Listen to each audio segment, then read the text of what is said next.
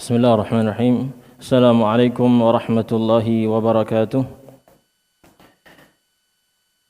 Innal hamdalillah nahmaduhu wa nasta'inuhu wa nastaghfiruh wa na'udzu billahi min shururi anfusina wa sayyiati a'malina. May yahdihillahu fala mudilla lahu wa may yudlil fala hadiya lahu.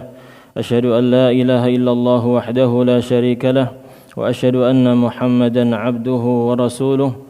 يا أيها الذين آمنوا اتقوا الله حق تقاته ولا تموتن إلا وأنتم مسلمون يا أيها الناس اتقوا ربكم الذي خلقكم من نفس واحدة وخلق منها زوجها وبث منهما رجالا كثيرا ونساء واتقوا الله الذي تساءلون به والأرحام إن الله كان عليكم رقيبا يا أيها الذين آمنوا اتقوا الله وقولوا قولا سديدا يصلح لكم أعمالكم ويغفر لكم ذنوبكم ومن يطع الله ورسوله فقد فاز فوزا عظيما أما بعد فإن أصدق الحديث كتاب الله وخير الهدي هدي محمد صلى الله عليه وسلم وشر الأمور محدثاتها وكل محدثة بدعة وكل بدعة ضلالة وكل ضلالة في النار. معاشر الإخوة معاشر الأخوات المسلمات الأمهات حفظكن الله. Semoga Allah Subhanahu wa taala senantiasa menjaga kita semua. Insyaallah pada kesempatan kali ini sebagai muqaddimah pembukaan kajian kita ini, kami nasihatkan kepada diri saya pribadi dan juga kepada hadirat semuanya untuk senantiasa bertakwa kepada Allah Subhanahu wa taala dan hendaknya mentadabburi, memikirkan sekaligus mengamalkan firman-firman Allah Subhanahu wa taala, terutama yang kita sampaikan pada kesempatan kali ini sebagai muqaddimah firman Allah Subhanahu wa taala dalam surat Al-'Asr. Allah Subhanahu wa taala berfirman, wal 'asri innal insana lafi khusrin illa alladhina amanu wa 'amilus solihat wa tawasaw bil haqqi wa tawasaw bis sabr. Demi waktu atau demi masa, Allah Subhanahu wa taala bersumpah dengan waktu yang mana itu adalah umur kita, kesempatan bagi kita untuk memperbanyak amal soleh selama di dunia ini. Innal insana lafi khusr, sesungguhnya manusia itu benar-benar di dalam kerugian yang nyata, kecuali orang-orang yang beriman dan beramal saleh, lalu mereka saling menasihati dengan kebenaran dan saling menasihati dengan kesabaran. Para ulama rahimahumullahu taala, di antaranya Syekh Muhammad At-Tamimi rahimahullahu taala menyimpulkan dari surat ini 4 perkara yang harus kita amalkan, yang harus kita kerjakan.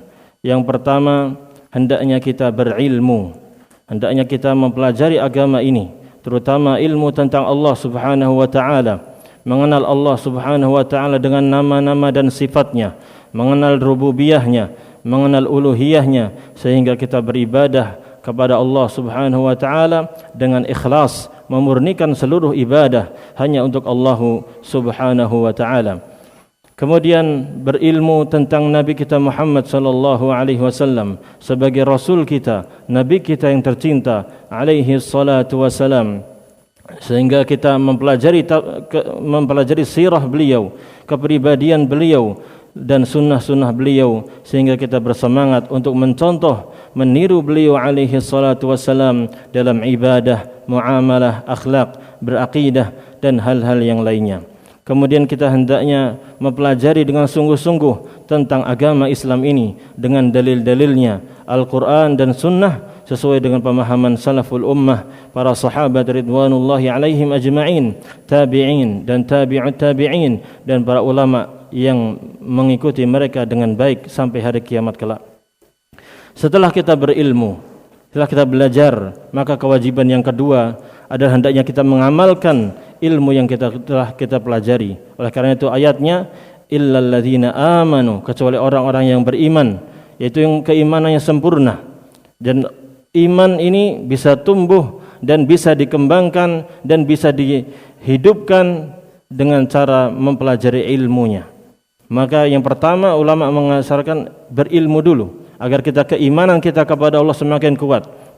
kepada malaikat, kepada para rasul, kepada kitab-kitab, hari akhir, qada dan qadar, semakin kuat dengan cara ilmu. Kemudian kita juga mempelajari ilmu agama yang lainnya. Kemudian wa amilus salihat, hendaknya mereka beramal salih. Maka tuntutan, konsekuensi kita mempelajari ilmu adalah untuk diamalkan. Iqtida'ul ilmi al-amal. Konsekuensi ataupun tuntutan dari ilmu adalah untuk diamalkan. Oleh karena itu mari kita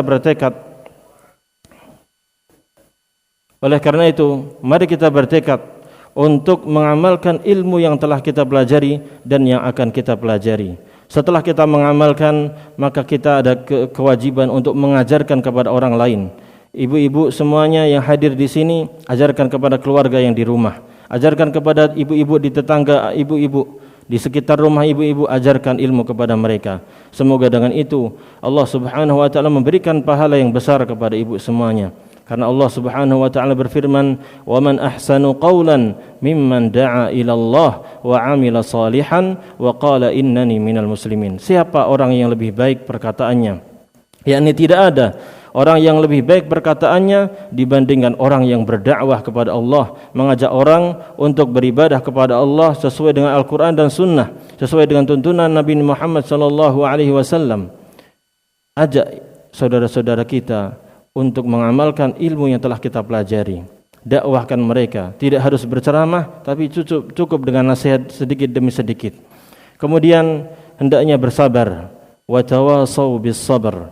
Hendaknya mereka saling menasihati dengan kesabaran, sabar dalam menuntut ilmu, sabar dalam mengamalkan ilmu yang telah kita pelajari, karena butuh pengorbanan untuk mengikuti sunnah ini secara sempurna, mengikuti agama Islam, mengamalkan Islam secara sempurna, butuh pengorbanan, pasti akan banyak cacian. Apalagi kalau kita sudah mulai menasihati orang, mengingkari hal-hal yang mungkar, menyuruh mereka untuk meninggalkan kebiasaan yang mereka sudah biasa, namun itu hal-hal yang menyelisihi agama ini, itu berat, pasti akan ada tantangannya, pasti akan ada orang-orang yang mencela kita ataupun mengucilkan kita, maka perlu apa? Sabar.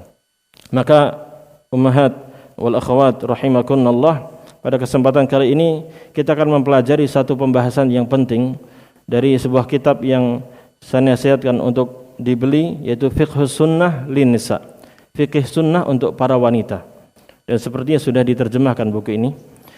Nah, pada kesempatan kali ini tidak banyak yang kita bahas, kecuali hanya pembahasan tentang libasul mar'atil muslimah, di pakaian seorang wanita muslimah.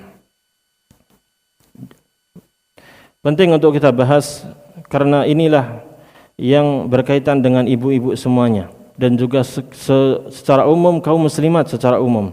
Penting untuk dipelajari sehingga harapannya setelah kajian ini ibu-ibu semua paham beserta dengan dalilnya. Karena kita di awal tadi mengatakan mempelajari ilmu agama Islam dengan dalil-dalilnya. Kemudian kita berusaha untuk mengamalkan setelah itu. Setelah ibu-ibu mendengarkan apa yang kita sampaikan, nanti diamalkan. Kemudian nanti didakwahkan, ajak anak-anak ibu, cucu-cucu ibu, saudari-saudari ibu untuk mengamalkan apa yang kita sampaikan ini. Semoga ibu-ibu semuanya bisa mengikuti kajian ini dengan baik dan sabar untuk mendengarkan dalil-dalil yang disampaikan dalam kitab ini. Kitab ini kita ambil dari Fiqhus Sunnah lin Nisa wa ma yajibu an ta'rifahu kullu muslimatin min ahkam. Jadi fikih sunnah untuk para wanita yang ditulis oleh Abu Malik Kamal bin As-Sayyid Salim. Allah Subhanahu wa taala berfirman dalam surat Al-A'raf ayat 26. Ini dalil pertama yang berkaitan dengan wajibnya menutup aurat. Wajibnya menutup aurat, dalilnya adalah firman Allah Subhanahu wa taala dalam surat Al-A'raf ayat 25, ayat 26. Allah Subhanahu wa taala berfirman, "Ya bani Adam, qad anzalna 'alaikum libasan yuwari sawatikum wa risha, wa libasut taqwa dzalika khair, dzalika min ayatillahi la'allahum yadhakkarun." Silakan ibu-ibu dibaca, dibuka mushafnya ataupun HP-nya, dibuka pada surah Al-A'raf surat Al-A'raf ayat 26. Artinya, ya bani Adam, wahai anak Adam.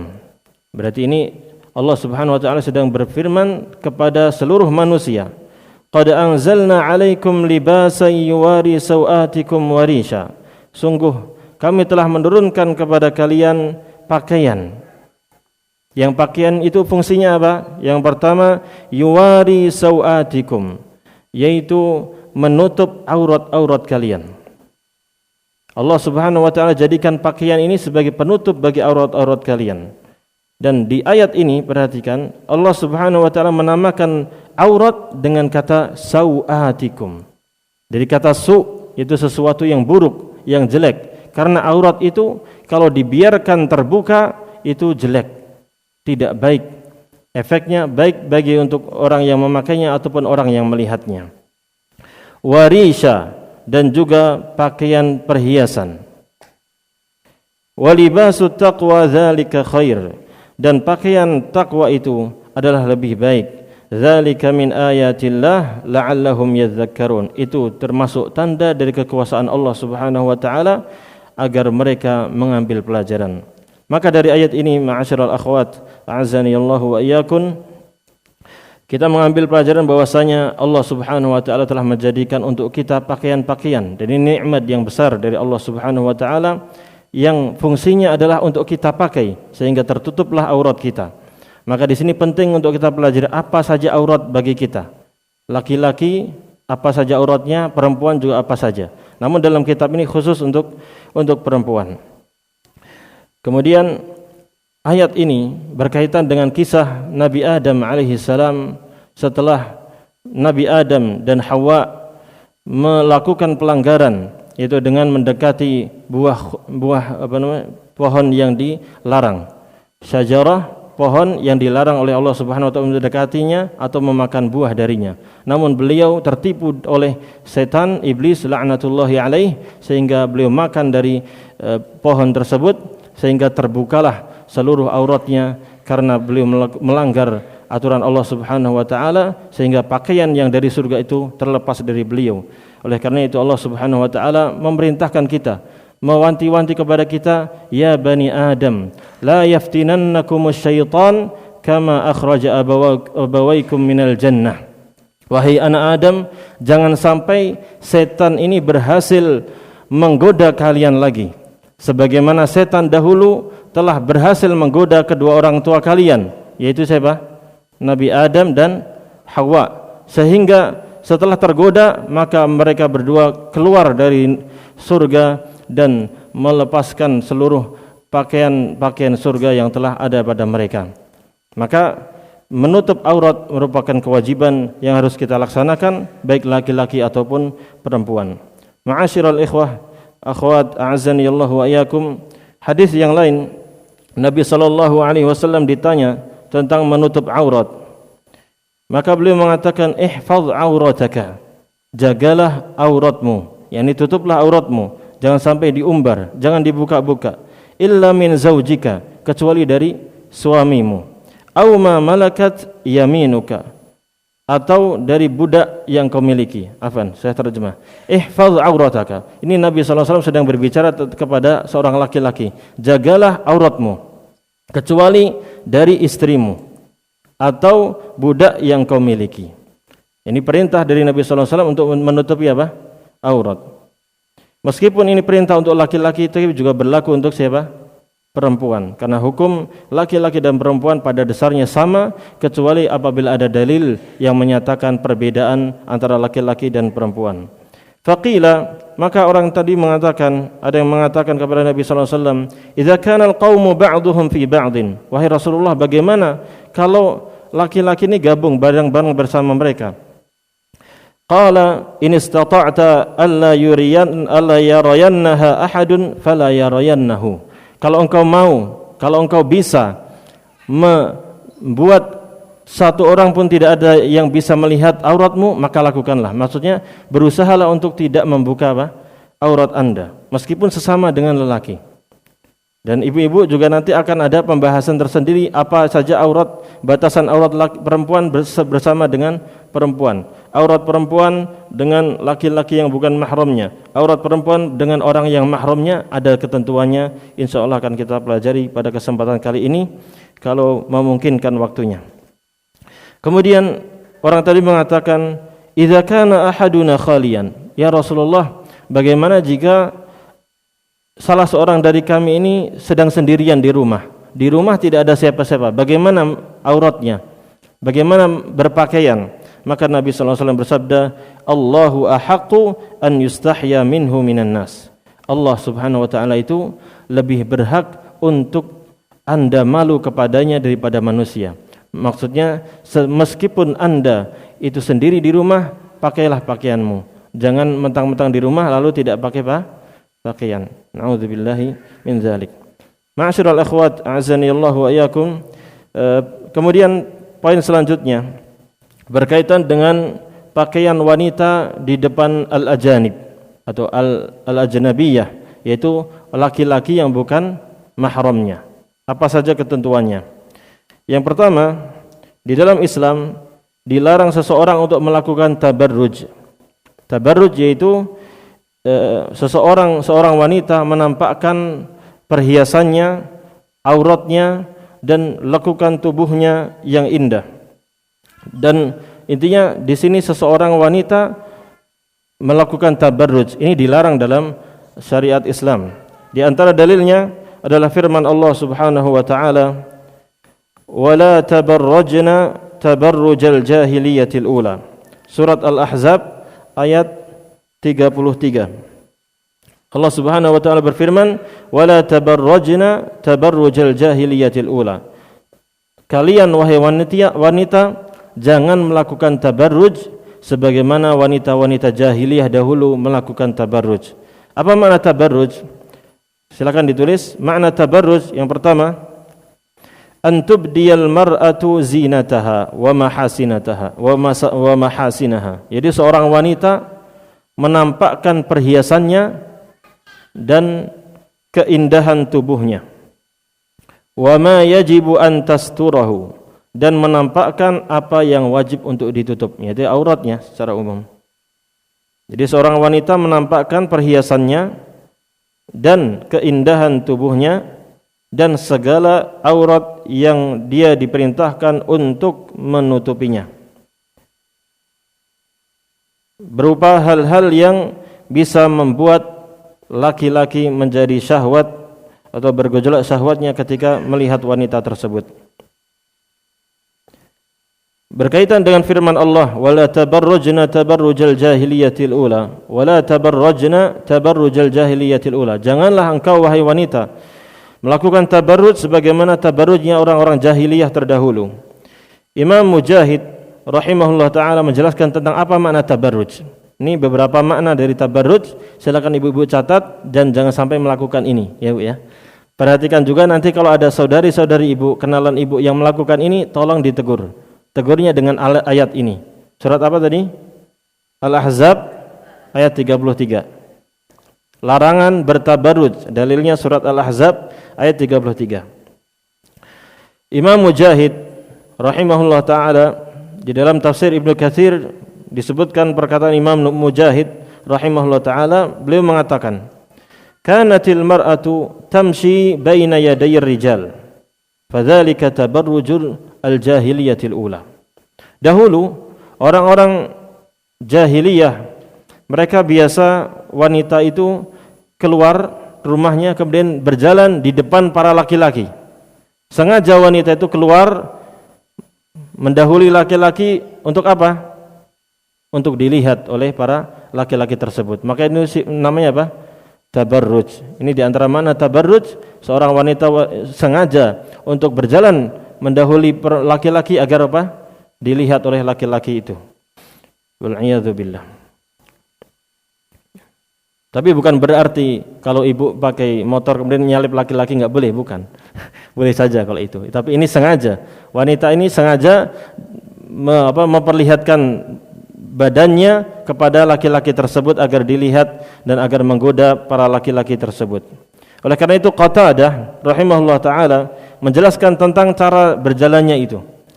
Bagaimana perempuan itu, orang jahiliyah itu berjalan? Beliau mengatakan, "Idza kharajtunna min buyutikun." Janganlah kalian melakukan tabarruj apabila keluar dari rumah-rumah kalian. Dari keluar rumah otomatis kelihatan oleh siapa? Para laki-laki yang bukan mahramnya. Kalau kalian keluar jangan melakukan tabarruj, yaitu apa?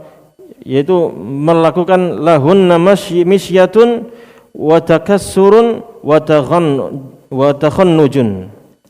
Fanahallahu an dzalik. Jadi wanita pada saat itu ketika keluar rumah, orang-orang jahiliyah mereka jalan dengan gemulai, ya, berlenggak-lenggok, ya, membuat laki-laki tergoda dengan cara berjalannya dia. Maka ini dilarang oleh Allah Subhanahu wa taala. Muqatil rahimahullah taala mengatakan at-tabarruj yang dimaksud di sini adalah antulqil khimara ala ra'siha. Itu seorang wanita memakai kerudung di kepalanya. Kerudung yang kecil. Kemudian wala tashudduhu, namun dia tidak mengikatnya. Kalau kita dikasih apa? Peniti atau apa? Dia tidak sengaja memang kasih aja dikasih kain di atasnya, namun tidak diikat di bawahnya. Fayuwari qalaidaha wa qirataha wa unuqaha. Sehingga kain tersebut tidak bisa menutup antingnya dan juga gelangnya dan juga lehernya. Sehingga terbuka, maksudnya gitu. Jadi dia hanya memakai kain saja di atas seperti ini. Ada enggak ibu-ibu seperti itu? Di sini enggak ada insyaallah. Tapi ada beberapa ibu-ibu yang mungkin pakai kerudung hanya dilampirkan saja, kayak telapak meja gitu di ataskan gini. Masih kelihatan lehernya, antingnya, kemudian kalungnya. Ini dilarang dalam agama Islam. Padahal kita dilarang oleh Allah Subhanahu wa taala dengan tabarruj ini. Wala tabarrujnya tabarrujal jahiliyatil ula. Kemudian seorang sahabiyah yaitu Amimah bintu Raqiqah datang kepada Rasulullah sallallahu alaihi wasallam untuk berbaiat masuk ke dalam Islam, kemudian membaiat Nabi Muhammad sallallahu alaihi wasallam. Maka Nabi sallallahu alaihi wasallam bersabda, ini di antara bentuk baiat kepada agama Islam ini, apa saja yang harus dibaiat. Baiat itu sumpah setia. Jadi seorang sahabat ini berbaiat kepada Nabi sallallahu alaihi wasallam, bersumpah kepada Nabi sallallahu alaihi wasallam untuk melakukan hal-hal tersebut. Apa saja isinya? Yang pertama, ubayyi'uki. Nabi sallallahu alaihi wasallam bersabda, saya membaiat engkau wahai Amimah. Namun ketika baiat kepada wanita, Nabi sallallahu alaihi wasallam tidak pernah jabat tangan. Cukup berbicara saja.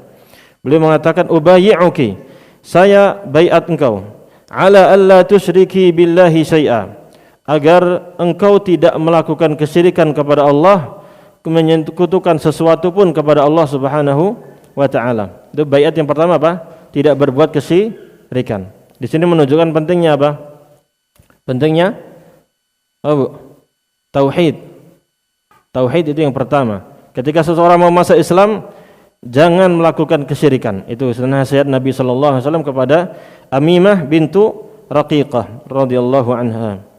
Kemudian yang kedua, wala tasriqi, dan jangan mencuri. Jangan mencuri. Wala tazni, dan janganlah engkau berzina.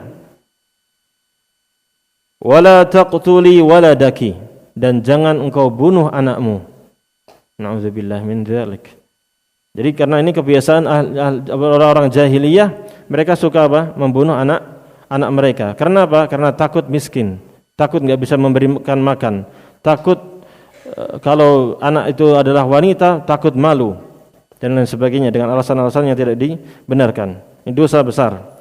Wala ta'ti bi buhtanin taftarinahu baina yadayki wa rijlaiki, dan janganlah engkau berbuat kedustaan yang engkau buat-buat. Ini yang kelima. Kemudian wala tanuhi, dan janganlah engkau melakukan niyahah, yaitu meratapi orang yang telah meninggal. Orang yang meninggal kemudian meratapi, nangis-nangis, teriak-teriak, kemudian memukul pipinya, menyobek-nyobek kain dan lain sebagainya, ini dilarang dalam agama kita. Yang terakhir, wala tabarruji atau wala tabarraji tabarrujal jahiliyatil ula, dan janganlah engkau melakukan tabarruj, bersolek, mengumbar auratmu sebagaimana orang-orang jahiliyah mengumbar aurat mereka dan menggoda para laki-laki. Kemudian hadis yang lebih mengerikan lagi berkaitan dengan ancaman bagi wanita-wanita yang tidak menutup auratnya dengan sempurna. Dan insyaallah ibu-ibu sudah sering mendengarkan hadis ini. Hadis tersebut dari Abu Hurairah radhiyallahu anhu, Rasulullah sallallahu alaihi wasallam bersabda, "Sinfani min ahlin nar lam arahuma qaumun ma'ahum siyatun ka'adhnabil baqar yadribuna bihan nas." Ada dua kelompok yang akan masuk ke dalam neraka, dan Nabi SAW mengatakan lam arahuma, saya belum pernah melihat mereka. Yang pertama, qaumun ma'ahum siyatun ka'adhnabil baqar yadribuna bihan nas, suatu kaum yang zalim, mereka memiliki cambuk seperti ekor sapi, ya gede berarti cambuknya. Yadribuna bihan nas, lalu mereka pakai untuk memukuli siapa? Manusia. Ini pertama, orang yang akan masuk ke dalam neraka diancam oleh Nabi Muhammad sallallahu alaihi wasallam. Ini laki-laki atau suatu kaum yang zalim, menzalimi manusia, mereka sering membawa cemeti, cambuk untuk memukuli manusia. Yang kedua, nisaun kasiyatun ariyat. Ini yang penting. Kelompok yang kedua, para wanita yang berpakaian namun telanjang. Telanjang. Maksudnya apa? Yakshifna syai'an min abdanihinna wa izharan li jamalihin, yaitu wanita-wanita yang berpakaian tapi dia membuka sebagian badan mereka, menyingkap sebagian badan mereka untuk menampakkan kecantikan mereka. Berpakaian tapi telanjang, di antara maknanya adalah ya berpakaian tapi tidak lengkap. Ada sebagian pakaian mereka yang dia buka dengan tujuan apa? Agar laki-laki melihat kecantikannya, keindahan tubuhnya, wal iyadzu billah. Au yalbasna thiyaban raqiqatan tasifu ma tahtahu, atau wanita ini memakai pakaian lengkap, maksudnya tertutup semua auratnya. Nanti akan kita jelaskan batasan aurat wanita itu. Tertutup auratnya semuanya, namun tipis, sehingga menggambarkan lekukan tubuhnya. Ini juga termasuk wanita-wanita yang berpakaian tapi telanjang. Banyak atau dikit? Banyak Bu ya yang memakai seperti ini. Maka ini nasihat bagi semua yang mendengarkan, dan ibu-ibu juga yang sudah pada paham, tolong sampaikan kepada teman-teman di sekitar ibu, teman-teman kerja ataupun tetangga, saudari-saudari ibu, cuma tolong sampaikan. Ini penting. Ini juga untuk keselamatan mereka juga. Kalau mereka menutup aurat dengan benar, insya Allah pahalanya besar. Pertama, menjalankan perintah Allah Subhanahu Wa Taala. Yang kedua, akan menjaga dirinya sendiri. Kan otomatis Bu ya. Kalau wanita berpakaian yang tidak syar'i, otomatis akan menggoda laki-laki yang lain. Sehingga orang akan, kalau tidak, laki-laki tersebut tidak memiliki iman, tidak memiliki takut kepada Allah, maka akan melakukan perbuatan zina dan lain sebagainya kepada wanita tersebut. Wal iyadzu billah. Dan kita semuanya berlindung kepada Allah dari perbuatan zina dan yang semisalnya. Jadi wanita-wanita yang kedua ini kasiyatun ariyat, para wanita yang berpakaian namun telanjang. Mumilatun mailat, yang berlenggak-lenggok. Ini diantaranya adalah wanita-wanita yang ketika jalan itu lemah gemulai gitu ya. Atau mereka melenggak-lenggokkan ininya, aktafahunna. Apa ini Bu? Pinggulnya ya. Diginikan mungkin, wallahu alam, enggak tahu. Aw ma'ilatin ila rijal mumilatin lahum bima yubdina min zinatun, atau mereka ini ganjen terhadap siapa? Para laki-laki. Nauzubillah, wanita yang sering menggoda laki-laki. Ru'usuhunna ka'asnimatil bukhtil ma'ilah, kepala mereka seperti punuk unta. La yadkhulnal jannah, perhatikan ancaman Nabi sallallahu alaihi wasallam, mereka tidak akan masuk surga, Pak. La yadkhulna jannah, mereka tidak akan masuk surga. Wala yajidna rihaha, dan mereka tidak akan mendapatkan baunya surga. Padahal baunya surga itu bisa dicium dengan jarak yang sangat jauh. Di sini disebutkan wa inna rihaha la tujadu min masirati kadza wa kadza. Dan sesungguhnya aroma bau surga itu bisa tercium dari jarak perjalanan ini dan ini. Tidak disebutkan. Maksudnya jarak yang sangat jauh sekali bisa tercium, dan wanita-wanita yang seperti ini tidak akan mendapatkan baunya surga dan juga tidak akan masuk ke dalam surga. Maka ini menunjukkan membuka aurat itu dosa besar atau dosa kecil, Bu? Besar. Makanya waspada. Dan sebaliknya, kalau seorang muslimah dia berusaha untuk menutup auratnya, maka ketahuilah bahwasanya Anda sedang beribadah kepada Allah, melakukan ketaatan kepada Allah, dan itu akan dinilai pahala di sisi Allah Subhanahu wa taala. Sehingga ini pahala yang bisa jadi unlimited, Bu, ya. Maksudnya terus-terusan gitu. Terus-terusan tidak akan putus. Karena kecuali kalau meninggal, tidak akan putus selama ibu memakai pakaian itu, selama itu ibu mendapatkan apa? Pahala. Subhanallah. Ini makanya marilah kita berusaha untuk menutup aurat-aurat kita sesuai dengan yang diperintahkan oleh Allah Subhanahu wa taala. Kemudian syarat-syarat pakaian muslimah. Syarat-syarat pakaian muslimah. Yang pertama, an yastura jami'al badan illa annahu ikhtulifa fil wajhi wal kaffain. Pertama, ini dah kita mulai membahas tentang batasan aurat wanita. Hendaknya pakaian wanita itu menutupi seluruh badannya. Seluruh apa? Badannya. Berarti semua tertutup atau tidak, Bu? Semuanya tertutup. Kecuali atau namun para ulama berbeda pendapat tentang menutup wajah ini dan juga kedua telapak tangan. Kalau kaki aurat tidak? Kaki aurat. Oleh karena itu mohon ditutup. Kaki adalah aurat sesuai kesepakatan para ulama. Tidak ada yang berselisih dalam hal ini. Namun yang diselisihkan apa? Cuma wajah dan telapak tangan. Segini, Bu. Ini aurat bukan?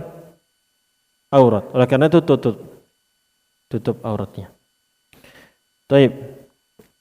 Ya kalau mau selamat ya panjangin lagi, Bu. Itu enggak kelihatan. Itu yang pertama. Dalilnya apa? Firman Allah Subhanahu wa taala dalam surat An-Nur ayat 31.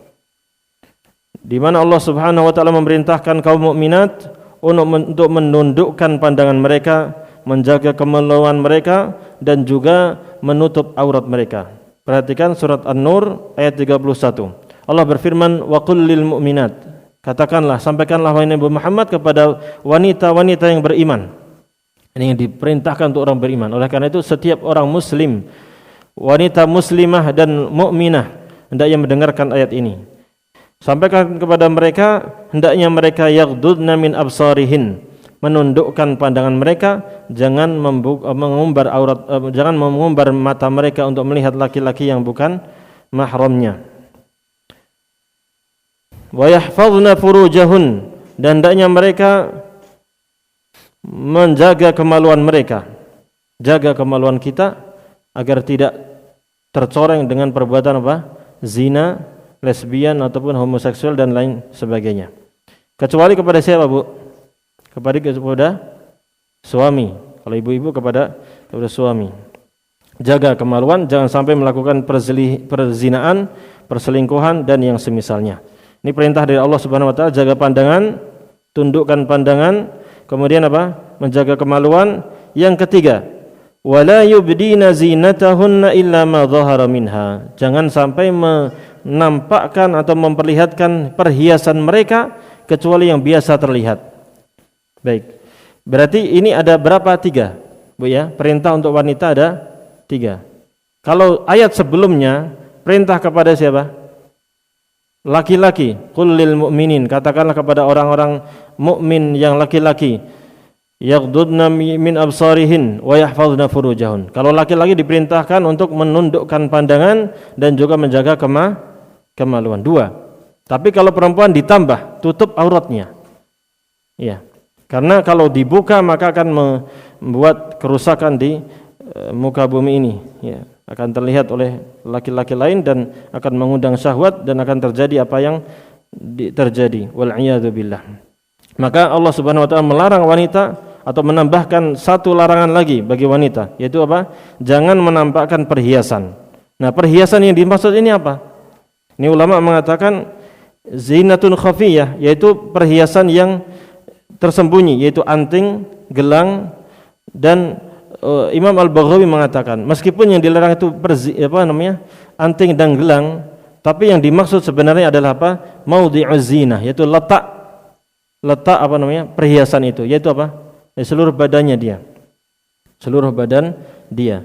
Oleh karena itu Imam As-Sa'di rahimahullah taala mengatakan kathyabil jamilah wal huli. Itu janganlah kalian menampakkan pakaian-pakaian yang indah. Pakaian-pakaian yang indah dibawa ke luar rumah, jangan. Wal huli, dan perhiasan-perhiasan, wa jami'il badan, dan seluruh badan wanita jangan diperlihatkan. Illa ma dhahara minha, kecuali yang biasa nampak. Nah, berkaitan dengan apa yang biasa nampak ini ada dua pendapat. Yang pertama mengatakan al-wajhu wal kaffain. Nah, ini wajah dan dua telapak tangan. Inilah di antara dalil yang dipakai untuk sebagian ulama yang berpendapat bahwasanya cadar itu tidak wajib. Karena di sini mengatakan jangan menampakkan aurat mereka atau perhiasan mereka kecuali yang biasa nampak. Sebagian ulama yaitu Sa'id bin Jubair mengatakan al-wajhu wal kaffain, yaitu wajah dan dua telapak tangan. Sebagian ulama berpendapat bukan itu yang dimaksud, tapi al-khatam, yaitu cincin yang biasa dipakai di tangan. Itu enggak apa-apa kalau keluar. Kalau dipernampakkan enggak apa-apa, cincin. Karena apa? Ini bukan aurat. Itu pendapat dari Ibnu Abbas radhiyallahu anhu. Wal yadribna bi khumurihinna ala juyubihin, dan hendaknya wanita menutup dada mereka dengan apa? Kerudung. Kerudung mereka harus tertutup sampai dada mereka. Wala yubdina zinatahunna illa li bu'ulatihin, dan janganlah mereka menampakkan aurat mereka, perhiasan mereka, kecuali kepada laki-laki suami mereka, illa li bu'ulatihin, kepada siapa? Suami mereka. Ini yang mulai kita bahas tentang mahramnya. Siapa ini batasannya? Pertama mahramnya, itu siapa? Suaminya. Au abaihin, atau ayah-ayah mereka. Au abai bu'ulatihin, atau ayah-ayah suami mereka. Siapa? Bapak mertua. Ya. Nanti akan ada pembahasan lebih rinci tentang batasan aurat terhadap mereka.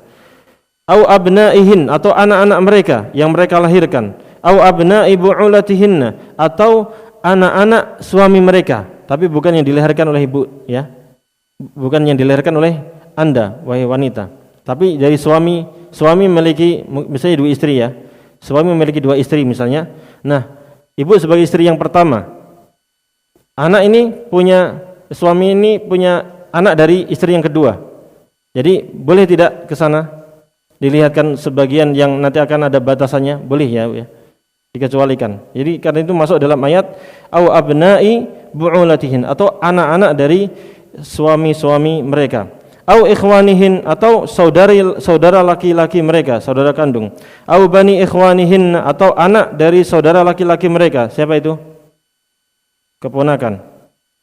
Au bani akhwatihinna, atau anak-anak laki dari saudari-saudari mereka, sama keponakan. Au nisaihinna, atau wanita-wanita mereka.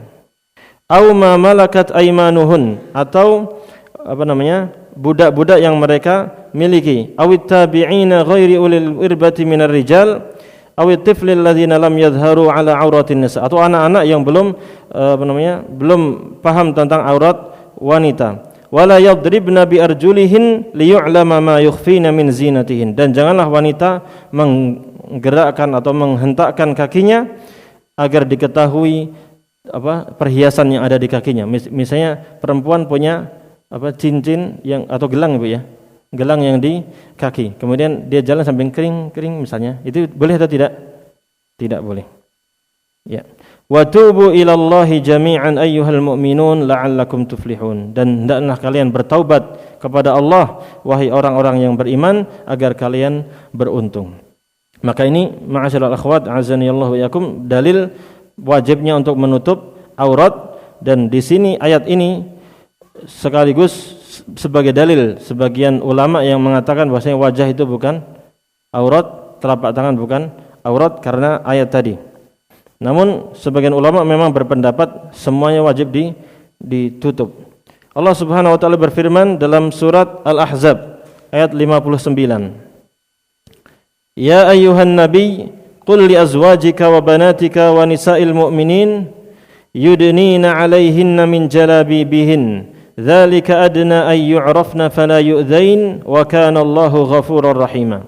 Wahai nabi, katakanlah kepada istri-istri kamu, istri-istri Anda dan anak-anak wanita Anda dan seluruh kaum mukminat, wanita-wanita mukmin, hendaknya mereka menutup tubuh mereka dengan jilbab-jilbab mereka. Hal itu adna ay yu'rafna, lebih mudah untuk diketahui. Yani maksudnya disebutkan dalam tafsir, diketahui bahwa mereka adalah wanita-wanita yang merdeka, bukan budak. Fala yu'dzain, sehingga mereka tidak digoda.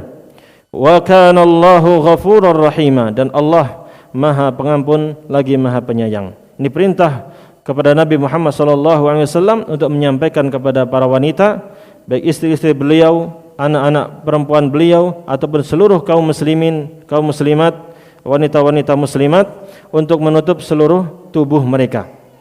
Ini ayatnya yudnina 'alaihinna min jalabibihin. Hendaknya mereka menutup seluruh tubuh mereka dengan apa? Jilbab-jilbab mereka.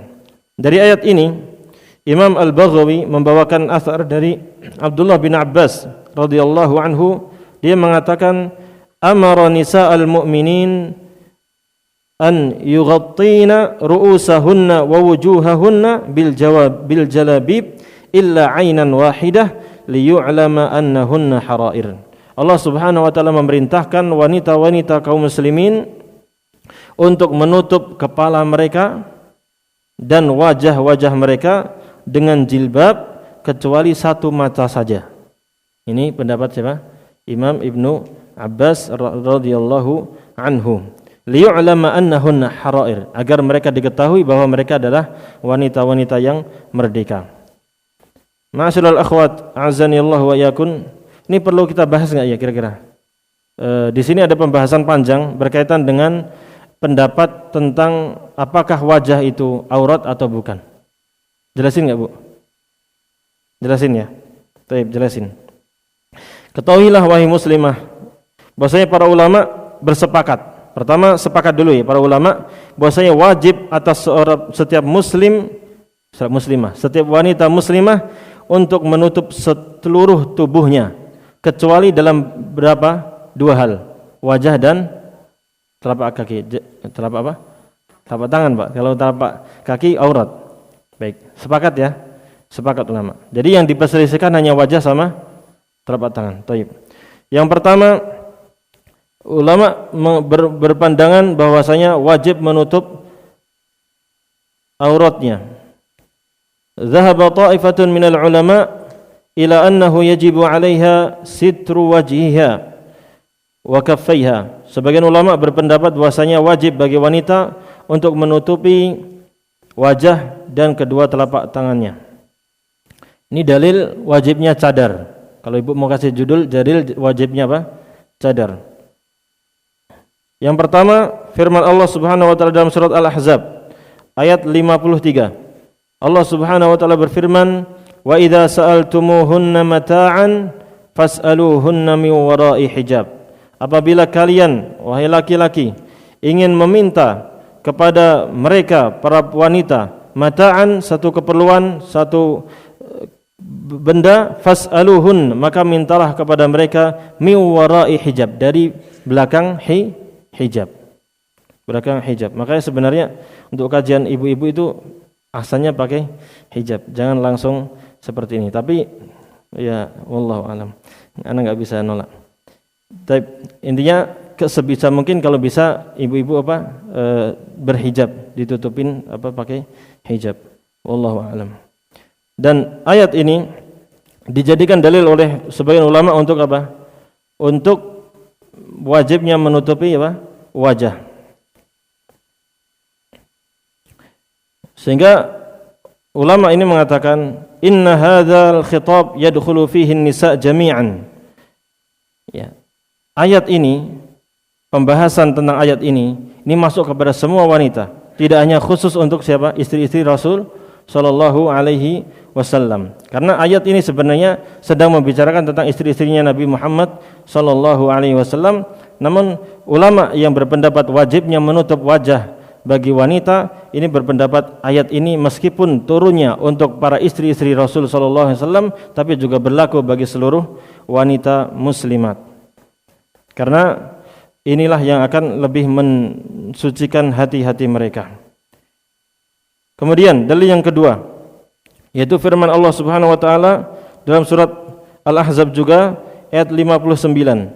Ayat yang telah kita bacakan tadi, ya ayyuhan nabi qul li azwajika wa banatika wa nisa'il mu'minin yudnina 'alaihinna min jalabibihin dzalika adna ay yu'rafna fala yu'dzain wa kana Allahu ghafurur rahima. Wahai nabi, katakanlah kepada istri-istri Anda dan juga anak-anak perempuan Anda dan juga kaum mukminin, wanita-wanita atau istri-istri kaum mukminin, hendaknya mereka menutup tubuh mereka dengan jilbab-jilbab mereka. Ini menunjukkan tadi perkataan dari Abdullah bin Abbas menutupi seluruh tubuh perempuan tersebut. Wajahnya ditutupin, kepalanya ditutupin, kecuali berapa tadi? Satu mata saja. Itu pendapat Abdullah bin Abbas radhiyallahu anhu. Ya. Ulama yang memakai ayat ini, mereka menafsirkan bahwasanya menutupi tubuh ini menutupi semuanya. Jami'ul wajhi wa izharu 'ainin wahidatin tubsiru biha. Jadi sama seperti pendapat Abdullah bin Abbas tadi, yaitu menutupi seluruh wajahnya kecuali hanya satu mata saja untuk digunakan untuk apa? Melihat. Baik. Yang ketiga, hadis dari Abdullah bin Mas'ud bahwasanya Nabi sallallahu alaihi wasallam bersabda, "Al-mar'atu 'aurah." Wanita itu adalah aurat. Fa idza kharajat istashrafaha syaitan. Apabila wanita tersebut keluar, maka dia akan dibuat indah oleh setan. Maksudnya zayyanaha fi nadharir rijal. yakni ketika wanita keluar, maka setan akan menghiasi dia. Jadi ketika laki-laki melihat wanita tersebut, maka nampak indah sehingga tergodalah laki-laki tersebut. Dalil dari ayat ini, hadis ini berarti al-mar'atu aurah, wanita itu adalah aurat, maka seluruh tubuhnya adalah apa? Aurat. Demikian pendapat pertama ini mengambil dari hadis tersebut. Hadis ini sahih diriwayatkan oleh Imam At-Tirmidzi, Ibnu Khuzaimah dan At-Tabrani. Yang keempat, hadis yang berkaitan dengan kisah Safwan bin Mu'attal As-Sulami dengan Aisyah radhiyallahu taala anha. Di saat itu di mana Aisyah radhiyallahu taala anha sedang bersama pasukan Nabi Muhammad sallallahu alaihi wasallam melakukan perjalanan. Namun ketika istirahat Aisyah tertidur di jalan, sehingga pasukan pun sudah berjalan sehingga beliau hanya sendirian. Safwan bin Mu'attal radhiyallahu anhu bertugas untuk menyisir, yakni berjalan di paling belakang untuk mencari siapa yang tertinggal. Maka dia melihat, disebutkan di sini, fara'a sawada insanin naimin. Maka beliau melihat ada orang yang gelap, yang hitam. Apa? Orang yang hitam sedang tidur. Perhatikan ibu-ibu, orang hitam bahasanya ini loh. Orang hitam sedang tidur. Fa'atani fa'arafani hina ra'ani. Maka aku pun mendatangi dia. Maka kata Aisyah yang bercerita, Aisyah yang bercerita, fa'atani, maka Safwan pun mendatangiku. Fa'arafani, maka dia pun melihat diriku, mengenali diriku. Hina ra'ani, ketika melihatku, wa kana yarani qabla al-hijab, karena Safwan dulu sebelum diwajibkannya hijab, sebelum turun ayat hijab tadi yang mewajibkan untuk menutup wajah tadi, Safwan pernah melihat wajahnya Aisyah radhiyallahu anha sehingga mengenal ini siapa. Wa kana yarani qabla al-hijab fastaiqadtu bistirja'ihi hina arafani, maka aku pun terbangun karena dia mengucapkan inna lillahi wa inna ilaihi raji'un fa khammartu wajhi bil jilbabi. Perhatikan, Aisyah mengatakan apa? Fa khammartu wajhi bil jilbabi. Maka aku pun menutup wajahku dengan jilbabku. Maka di sini menunjukkan wajibnya menutup muka wanita. Kemudian hadis Asma binti Abi Bakar. Hadis Asma binti Abi Bakar. Dia mengatakan, "Kunna nughatti wujuhana minar rijal." Dahulu kami menutup wajah-wajah kami dari pandangan laki-laki. Maka di sini para sahabiat, sahabat-sahabat Nabi yang wanita, mereka menutupi apa? Wajah-wajah mereka. Kemudian pendapat yang kedua mengatakan bahwasanya yajuzu kashful wajhi wal kaffain. Boleh seorang wanita untuk membuka wajah dan dua telapak tangan. Wa anna sitrahuma mustahabbun wa laysa biwajib.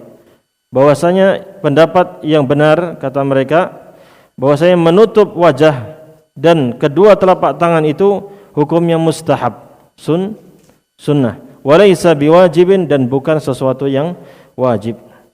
Dalilnya apa? Firman Allah Subhanahu wa taala yang telah kita bacakan tadi dalam surat An-Nur ayat 31, di mana Allah Subhanahu wa taala berfirman, "Wala yubdina zinatahunna illa ma dhahara minha." Janganlah mereka wanita itu menampakkan aurat mereka kecuali yang biasa nampak. Nah, yang biasa nampak ini apa? Maka mereka mengatakan ai al-wajhu wal kafain, yaitu wajah dan dua telapak tangan. Sehingga kata mereka menutup wajah dan dua telapak tangan bukan sesuatu yang wajib, namun hukumnya apa? Sunnah.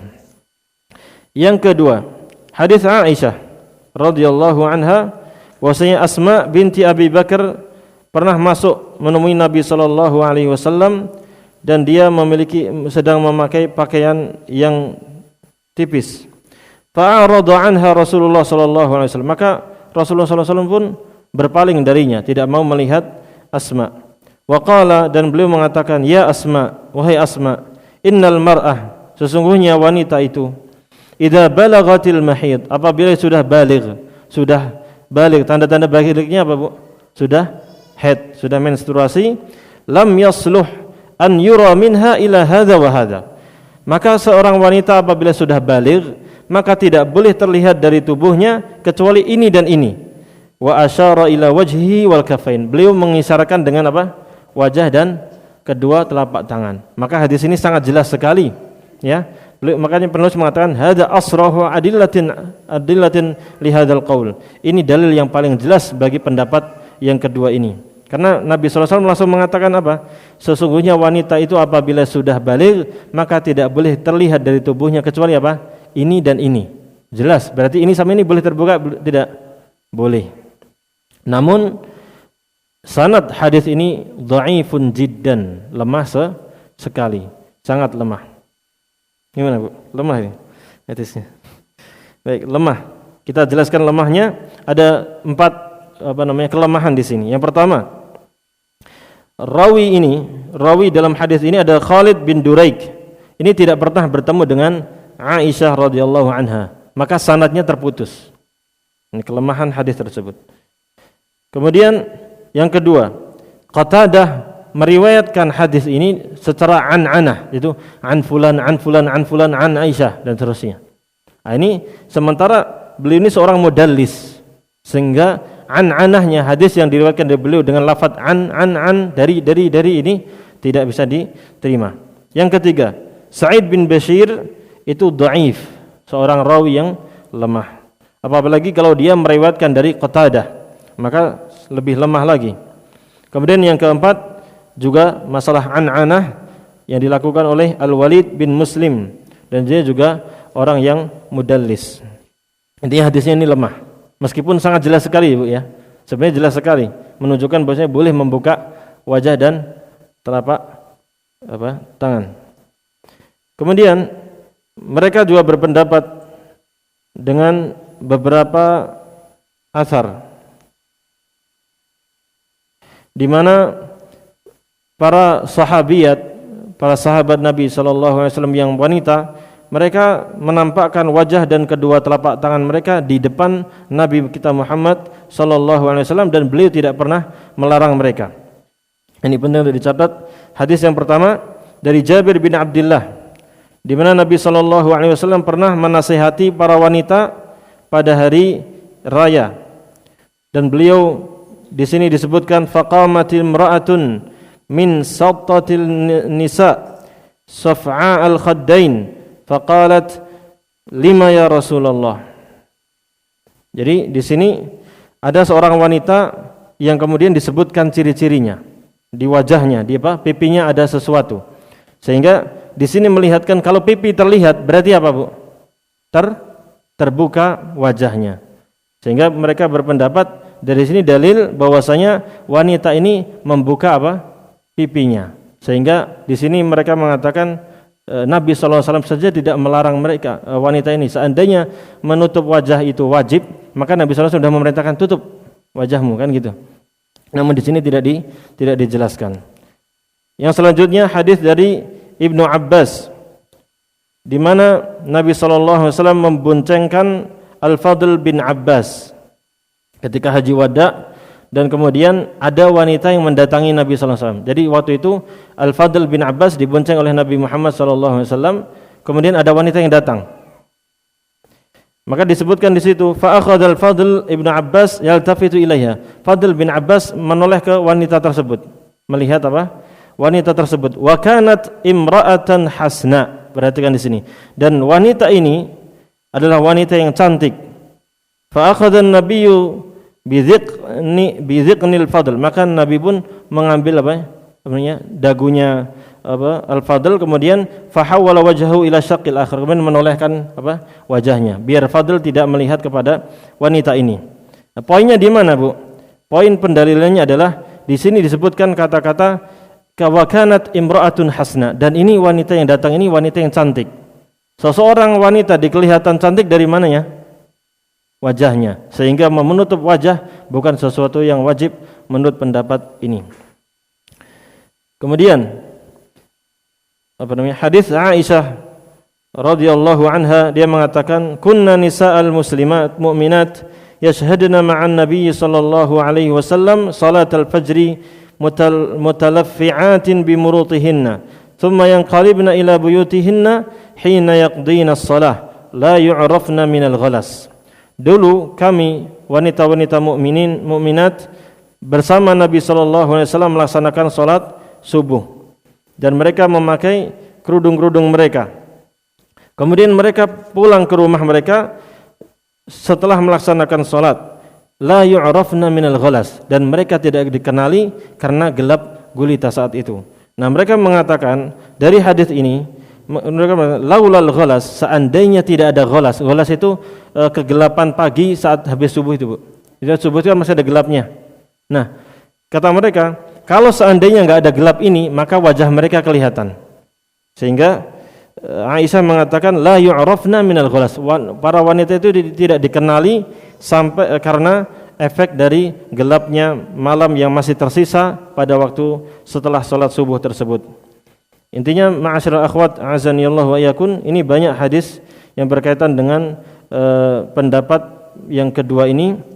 Adapun mana pendapat yang rajih, wallahu taala a'lam, dua-duanya sangat kuat.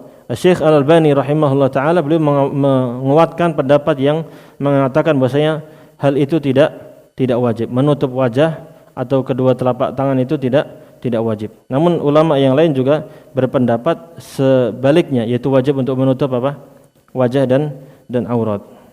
Namun intinya ada beberapa poin, Pak, Ibu-ibu ya. Pertama, poin yang bisa kita ambil adalah para ulama berpendapat atau bersepakat bahwasanya para wanita itu wajib untuk menutup auratnya secara umum kecuali wajah dan kedua telapak tangan.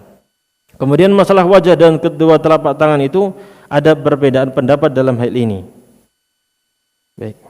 Namun catatan yang selanjutnya perlu perhatikan bahwasanya para ulama yang mengatakan tidak wajibnya menutup wajah, yarawna annal afdal wal aula la siyama fi zamanil fitnah.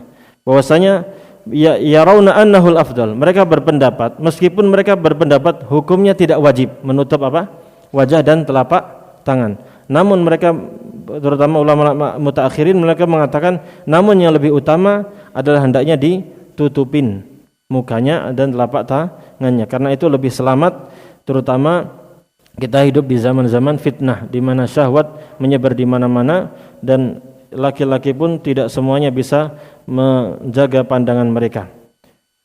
Kemudian akhwati fid din azanillahu wa iyyakum, syarat yang kedua, pakaian seorang muslimah jangan sampai pakaian itu adalah pakaian yang penuh dengan perhiasan, yang pakaiannya itu merupakan hiasan tersendiri. Karena tadi firman Allah Subhanahu wa taala wala yubnina zinatahunna illa ma dhahara minha. Janganlah menampakkan perhiasan mereka kecuali yang nampak, yang biasa nampak. Maka ketika sebuah pakaian itu adalah pakaian yang berhias, maka tidak boleh untuk dipakai. Maksudnya gimana? Maksudnya adalah pakaian itu misalnya di sini dijelaskan maksudnya pakaiannya itu pakaian yang berwarna-warni, yang bercorak, yang mencolok sehingga menggoda para laki-laki. Ini tidak diperkenankan. Karena itu termasuk tabarruj. Termasuk tabarruj, yaitu seorang wanita menampakkan perhiasannya dan keindahan tubuhnya. Padahal yang namanya perintah untuk menutup aurat pakai jilbab itu biar auratnya tertutup, biar tidak menggoda laki-laki. Namun ma'asyiral ikhwat azanillahu wa iyyakum, tidak berarti seorang wanita itu harus memakai pakaian hitam saja. Tidak berarti wanita itu harus hitam-hitam saja, tidak. Karena kita melihat para wanita muslimat di zaman Nabi Muhammad SAW, mereka juga memakai pakaian selain hitam. Di antaranya adalah hadis Ikrimah bahwasanya Rifa'ah pernah mencerai istrinya, lalu istrinya dinikahi oleh Abdurrahman bin Zubair. Kemudian Aisyah mengatakan wa 'alaiha khimarun akhdar, dan istrinya Rifa'ah itu yang dinikahi oleh Abdurrahman bin Zubair itu memakai pakaian hijau. Dan Nabi SAW waktu itu tidak menegur dia, sehingga pakai pakaian hijau boleh atau tidak? Boleh. Dan itu bukan pakaian yang hitam. Ya, maksud di sini adalah tidak harus berpakaian hitam. Hadis juga dari Ummu Khalid bintu Khalid, dia mengatakan Nabi sallallahu alaihi wasallam bi thiyabin fiha khamisatun sauda saghirah. Faqala man tarawna an naqsu hadhihi? Fasakata al-qaum. Qala ituni bi ummi Khalid. Fa'ata biha tuhmal fa akhadha al-khamisah bi yadihi fa albasaha wa qala abli wa akhliqi. Wa kana fiha 'alamun akhdar aw asfar. Faqala ya umma Khalid hadha sanah. Jadi dari Ummu Khalid, pernah Nabi sallallahu alaihi wasallam membawa pakaian yang hitam, yang kecil, khamisah. Kemudian dia mengatakan kepada para sahabatnya, siapa kira-kira yang berhak untuk memakai pakaian ini? Maka kaum muslimin sahabat pun diam. Sehingga Nabi sallallahu alaihi wasallam mengatakan, tolong datangkan Ummu Khalid bintu Khalid. Maka dibawakan ke beliau dan dikasihkan kepada istri laki-laki tersebut, perempuan tersebut, yaitu Ummu Khalid. Dan di sini disebutkan wa kana fiha 'alamun akhdar aw asfar. Di pakaian itu ada warna hijau atau warna kuning. Dan ini menunjukkan seseorang wanita boleh memakai selain pakaian yang merah, yang hitam, sehingga pakaian-pakaian yang lain boleh untuk dipakai. Namun yang dilarang di sini adalah al-mansuj min iddati alwan. Jadi penulis mengatakan yang dilarang dari pakaian yang berhias itu adalah pakaian yang dicampur dengan banyak warna, atau yang di situ dibordir, ya Bu ya, dibordir dengan keemasan, pakaian-pakaian emas yang ada pernak-perniknya. Ada nggak Bu pakaian gitu yang kemerlap-kemerlip sehingga ketika dipakai itu membuat orang tertarik untuk melihatnya.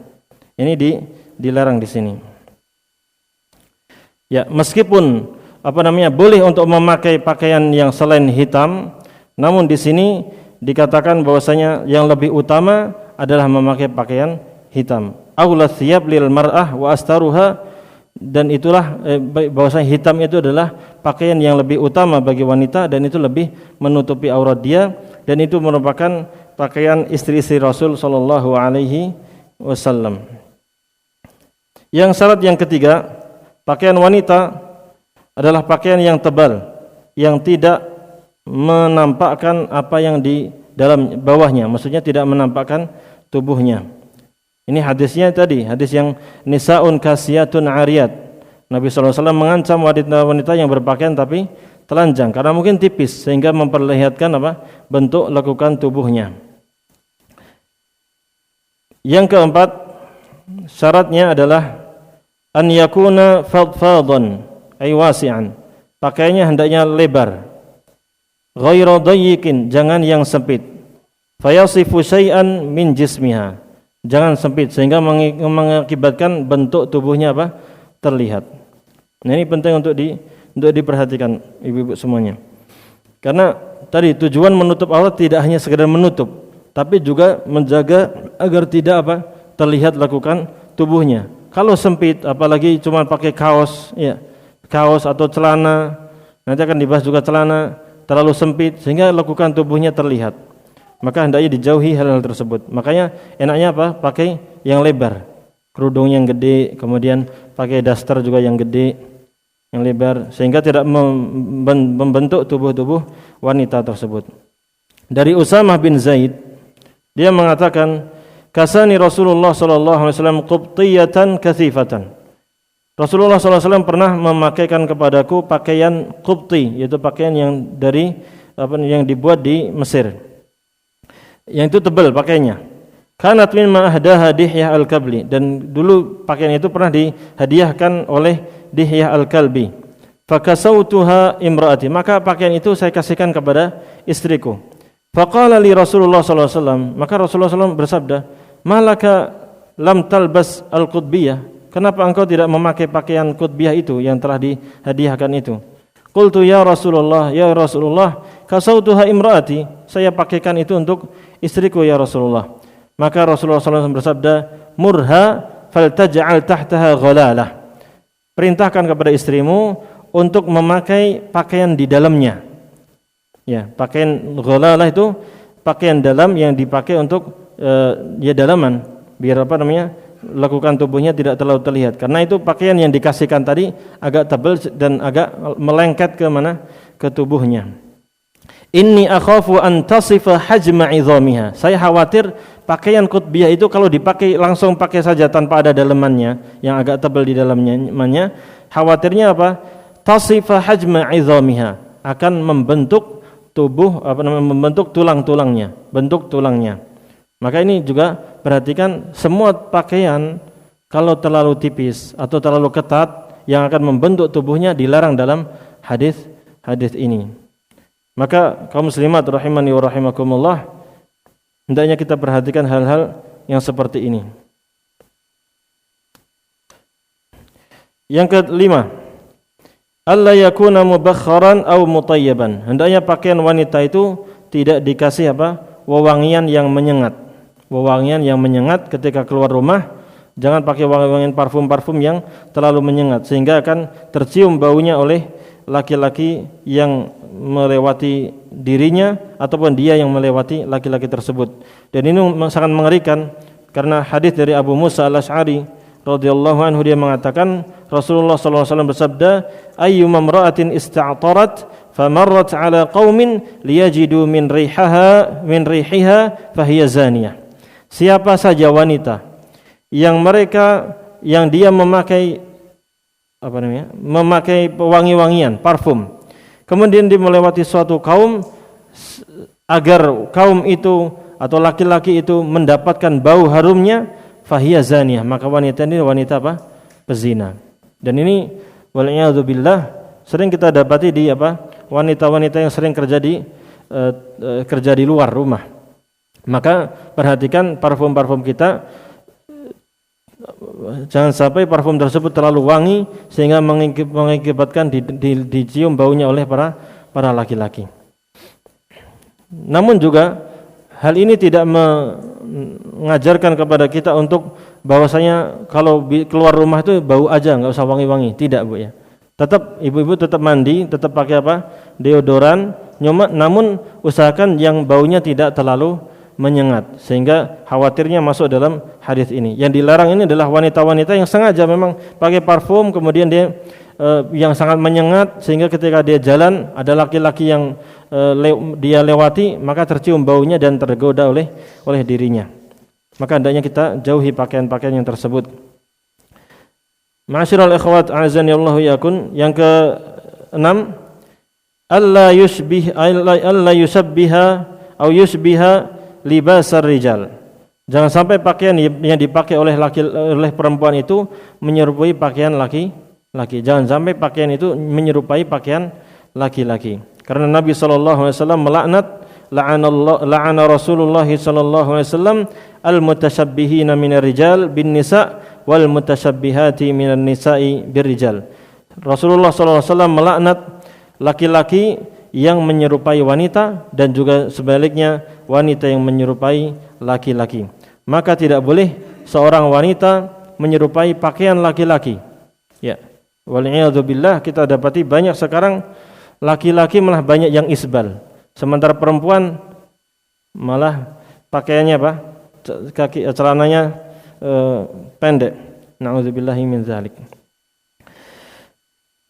Yang ke-7, syarat pakaiannya alla yusbiha libasal kafirat. Jangan sampai pakaian yang dipakai oleh wanita itu menyerupai pakaiannya wanita-wanita kafir. Maka ini juga penting untuk kita perhatikan. Di mana kita lihat para pemudi-pemudi, wanita-wanita, mereka karena mungkin melihat tontonan-tontonan dari orang-orang kafir, dari artis-artis yang kafirah, yang wanita-wanita kafir, sehingga mereka ingin mengikuti gaya-gaya mereka, model-model mereka.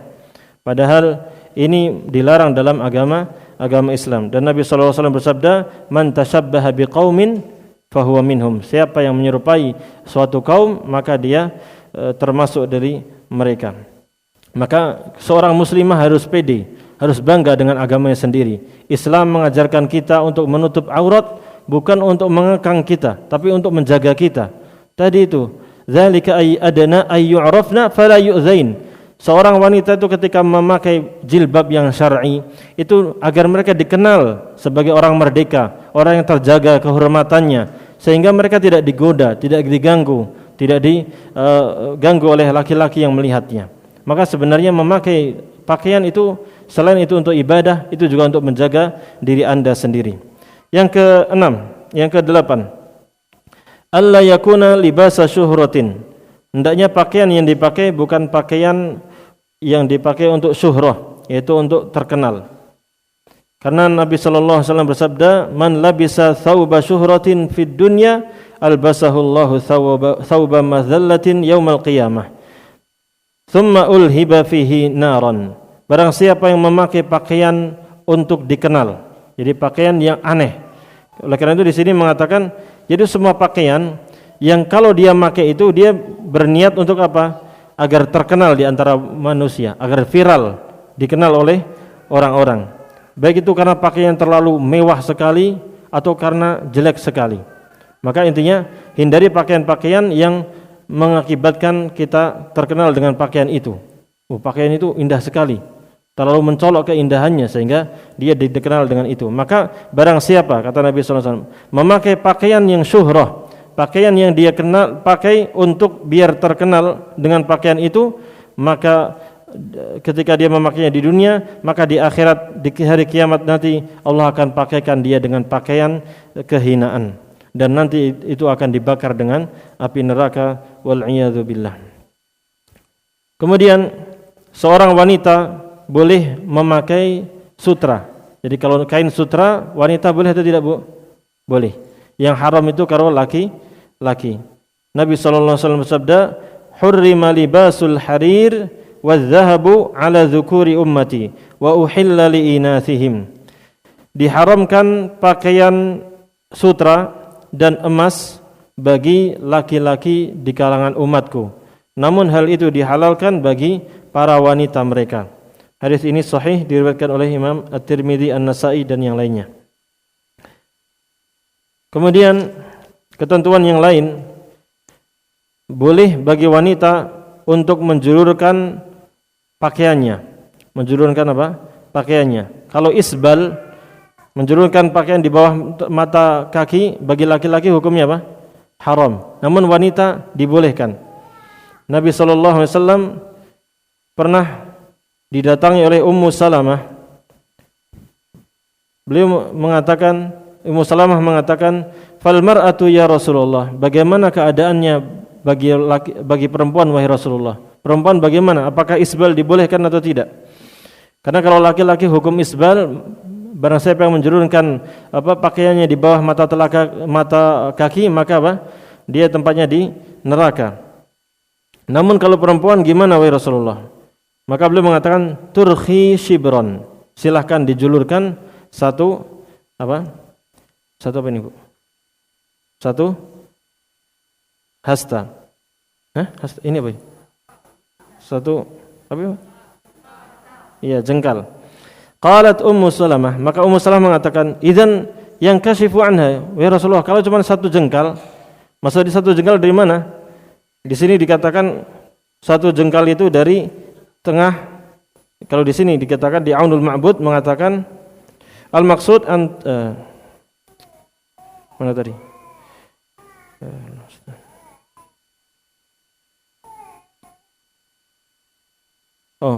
Kalau di sini shibr itu satu jengkal itu dari pertengahan muntasafis saqain, dari pertengahan betisnya segini.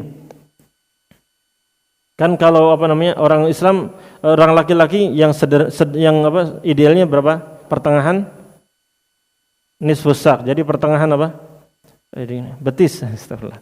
Pertengahan betis. Nah, perempuan diperintahkan untuk dijulurkan satu jengkal tadi. Diukur aja, Bu. Berarti pas di kaki gini. Telapak kakinya. Makanya Ummu Salamah mengatakan, "Idzan yang kashifu anha wa Rasulullah." Kalau cuma segini nih, nanti bisa tersingkap kakinya. Kan gitu. Maka Rasulullah mengatakan, "Fadhira'an wa la tazidu 'alaiha." Maka silakan dipanjangkan segini. Ini sehastanya. Sehasta. Jangan lebih dari itu. Ya. Jadi boleh kalau mau lebih dari itu, atau ibu-ibu pakai kaos kaki. Kemudian bagaimana hukumnya wanita memakai celana? Wanita pakai celana, dan ini menyebar di antara wanita di mana mereka enggak pakai rok, tapi pakainya celana. Kalau rok kayak sarung atau jubah langsung itu kan tertutupnya rapi, Bu ya. Jadi betul-betul tertutup. Hanya saja mungkin nanti jangan sampai terlalu ketat. Namun secara tertutupnya jelas. Tapi kalau celana otomatis akan ada bentuk kaki. Kan demikian, Bu ya. Maka ini penulis mengatakan al-bantalun min aswa'i mabtuliya bihi katsirun minan nisa hadahunnallah. Celana ini banyak wanita-wanita yang tergoda di sini. Semoga Allah Subhanahu wa taala memberikan hidayah kepada mereka. Ini banyak wanita-wanita yang memakai celana saja. Dikiranya menutup aurat itu yang penting ditutupi sama kain. Padahal kalau pakai celana, rata-rata pakai celana itu apa, Bu? Terlihat bentuknya. Fahuwa wa in kana yasturul aurah, meskipun celana itu bisa menutupi aurat, illa annahu yasifuha wasfan muhayyijan lil gharaiz wa musiran lisyahwat. Namun meskipun bisa menutupi aurat, ya tutup aurat memang pakai celana. Cuman kan masalahnya ini membentuk tubuhnya, membentuk kakinya, membentuk bagian tubuhnya dengan bentuk yang bisa menggerakkan syahwat orang yang melihatnya. Wala siyama idza qad ta'addadat alwanuhu wa anwa'uhu ashkaluhu. Apalagi kalau kita lihat sekarang ini banyak sekali celana-celana ini berwarna-warni. Ya, apalagi kalau warnanya itu seperti warna kulit, kan bahaya lagi, Bu. Sudah pakai celana warnanya warna kulit lagi. Seolah-olah tidak memakainya, wal iyadu billah. Dan bahkan kalau kita lihat banyakkan wanita-wanita yang memakai itu celananya pensil, iya. Ya, Bu ya. Kadang kan pakai celana yang ketat itu. Wal iyadu billah. Maka hendaknya kita jauhi hal tersebut. Padahal kita tahu bahwasanya min syurutil hijab asy-syar'i alla yakuna ats-tsaubu dayyiqan. bihaitsu yasifu mafatinal jismi. Padahal yang namanya syarat-syarat pakai hijab, pakai jilbab yang syar'i itu adalah hendaknya jilbab tersebut, pakaian yang dipakai oleh wanita tersebut tidak sempit sehingga tidak membentuk bentuk-bentuk tubuh wanita tersebut. Bahkan kalau kita lihat di sini beliau mengatakan hatta saratil bantalunat ashadda ighra'an wa fitnatan min athiyabil qasirah. Bahkan kalau kita lihat, kita perhatikan, kadang celana yang dipakai oleh wanita itu lebih menggoda daripada pakaian yang pendek. Wa rubbama kanat dayiqatan jiddan. Bahkan kadang seringnya sangat tipis, sangat sempit sekali. Warubbama kanat bilaunil lahmi. Ini kita sebutkan tadi. Bisa jadi pakaian celana tersebut adalah celana seperti warna krem atau coklat sesuai dengan kulitnya.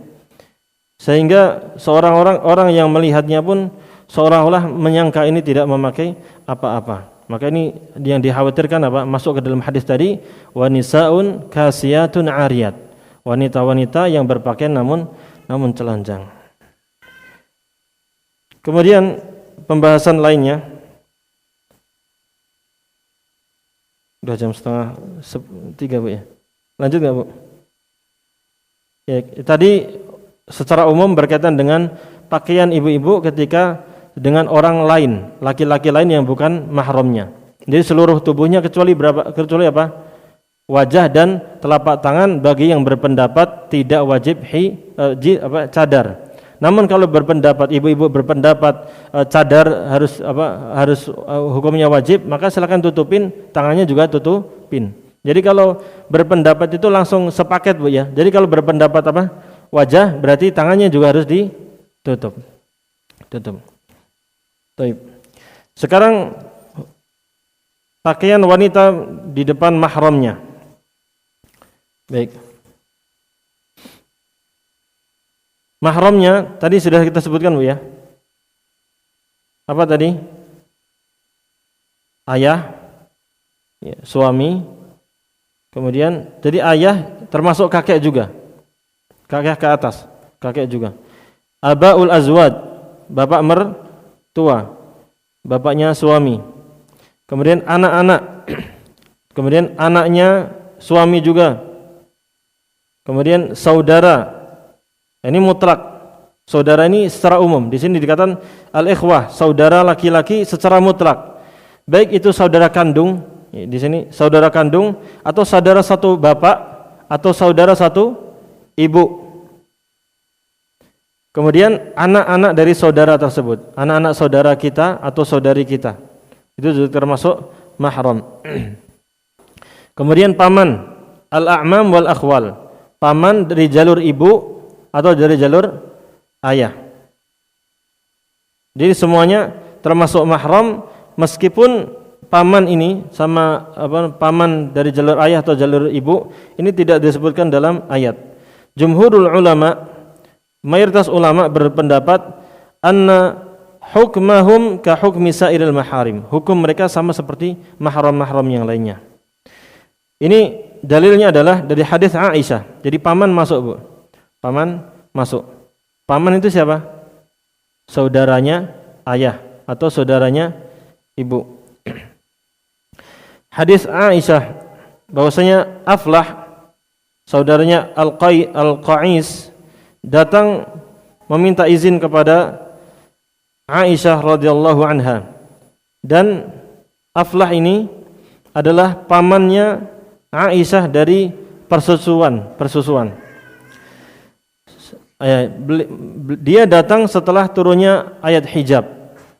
Maka Aisyah mengatakan fa abaitu an adzana lahu. Saya enggak mau mengizinkan Aflah ini untuk masuk menemui saya karena dia menganggap paman saat itu dianggap bukan mahram dia. Maka ketika Rasulullah SAW datang, Aisyah pun memberitahu kepada beliau tentang apa yang dia lakukan. Maka Rasulullah SAW memerintahkan Aisyah untuk mengizinkan Aflah, yaitu paman sepersusuan dia, untuk masuk menemui Aisyah radhiyallahu ta'ala. Hal ini menunjukkan bahwasanya paman termasuk mahram dari seorang wanita. Yang selanjutnya adalah al-maharim minar radha'. Jadi orang-orang yang mahram dari persusuan. Jadi saudara persusuan itu mahram ya Bu ya. Ya, dan lain sebagainya. Baik. Kalau kita sudah tahu tentang mahram, maka apa saja yang bisa dibahas di sini? Apa yang boleh ditampakkan bagi mereka? Ini seorang wanita, apa saja yang ditutup, apa saja yang boleh dibuka. Lil ulama fil qadri alladhi tubdihi al-mar'ah li maharimiha qaulan masyhuran. Ada dua pendapat di kalangan ulama berkaitan dengan aurat yang bisa ditutup, bisa ditampakkan ataupun ditutup ketika berhadapan dengan mahram. Yang pertama, annahu yajuzu lil maharimi an-nadharu ila jami'i badadil mar'ah ma 'ada ma baina as-surrati wal rukbah wa huwa madhhabul jumhur. Yang pertama, boleh bagi mahram untuk melihat seluruh badan wanita kecuali antara pusar dengan lutut. Dan ini mazhabnya jumhur ulama. Disebutkan dalam Al-Mabsud dan Al-Majmu'. Dalilnya adalah sabda Nabi sallallahu alaihi wasallam, "Wa idza ankaha ahadukum 'abdahu aw ajirahu fala yanzurna ila shay'in min 'auratihi fa innama asfala min surratihi ila rukbatayhi min 'auratihi." Apabila seseorang dari kalian telah menikahkan budaknya atau budaknya, maka janganlah dia melihat kepada sesuatu pun dari auratnya, karena sesungguhnya apa yang di bawah pusar sampai ke lututnya adalah auratnya. Ini menunjukkan apa? Al hadis wa in kana siyaquhu fi rijal illa anna nisa syaqaiqur rijal. Baik. Di sini menunjukkan boleh melihat semuanya kecuali pusar dan sampai lututnya. Dan karena hadis Ummu Salamah, Abi Salamah, dia mengatakan, "Dakhaltu ana wa akhu Aisyah ala Aisyah fasa'alaha akhuha an ghuslin Nabi sallallahu alaihi wasallam. Fada'at bi ina'in nahwi min sa'. Faghtasaltu wa faghtasalat wa afadat ala ra'siha wa bainana wa bainaha hijab." Ya. Ini dalil yang kedua, belum jelas bagi saya. Tapi intinya pendapat pertama berpendapat gimana? Boleh melihat seluruh tubuhnya kecuali pusar sampai ke lutut. Apa yang di antara pusar sampai lutut. Pendapat yang kedua, yajuzun nazar minal maharim ila ma yadhharu minal mar'ati ghaliban kama wadhi'il wudu'. Yang kedua berpendapat yang dibolehkan bagi mahram untuk melihat wanita adalah yang biasa nampak saja bagi wanita. Itu seperti tempat-tempat wudu. Maksudnya apa tempat wudu? Berarti lengannya, tangannya, kakinya, kemudian muka sama rambutnya. Dari Ibnu Umar radhiyallahu anhuma, dia mengatakan, kana ar-rijalu wan nisa yatawadda'una fi zamani Nabi sallallahu alaihi wasallam jami'an.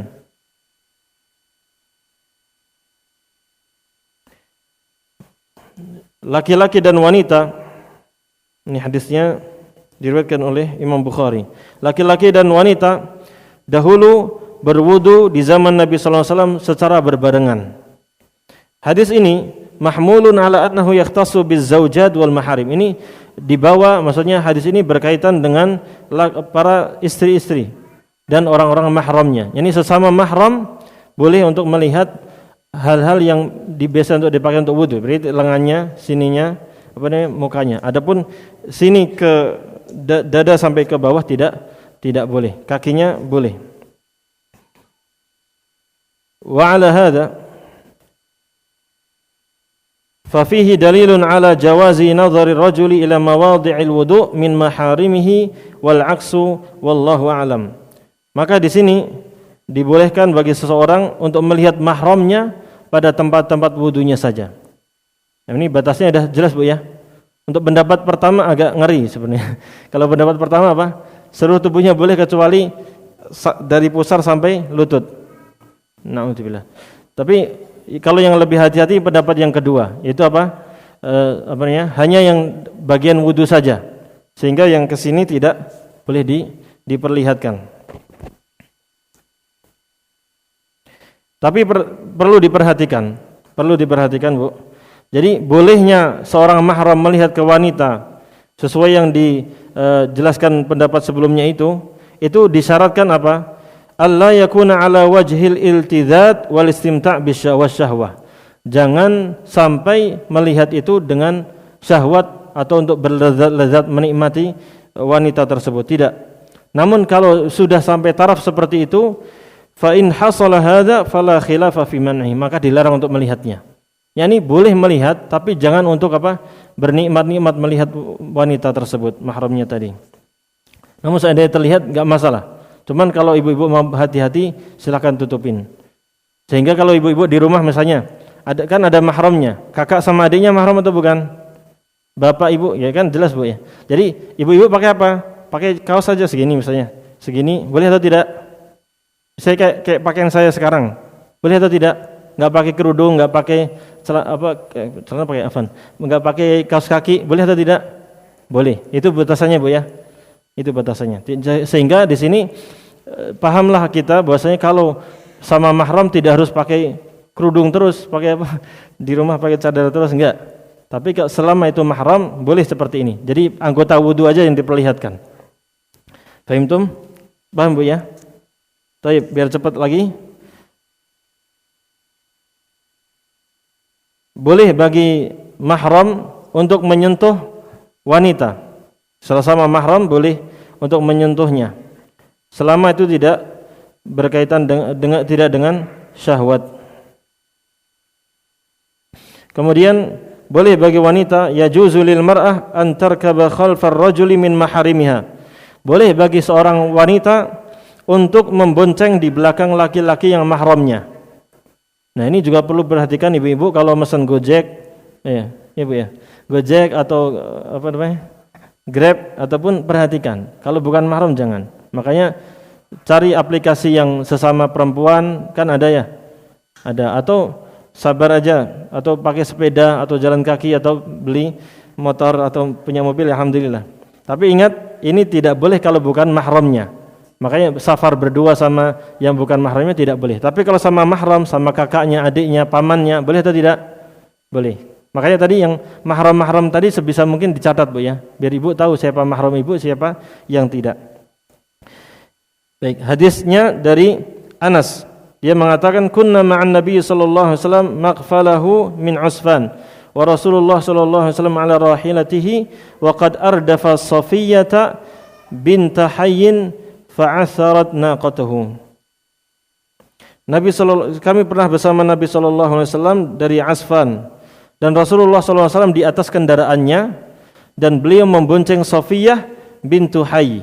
Nah, ini termasuk mahramnya Nabi Muhammad sallallahu alaihi wasallam. Ini menunjukkan boleh untuk memboncengi mahram kita. Namun selain mahram jangan diboncengin, apalagi sampai bersentuhan. Kemudian berkaitan dengan aurat pakaian wanita di depan sesama wanita, maka di sini penulis membawakan ayat yang telah kita bahas tadi, larangan untuk menampakkan auratnya kecuali yang telah nampak biasa nampak. Kemudian Allah Subhanahu wa taala membahas tentang siapa yang boleh untuk ditampakkan kepada mereka.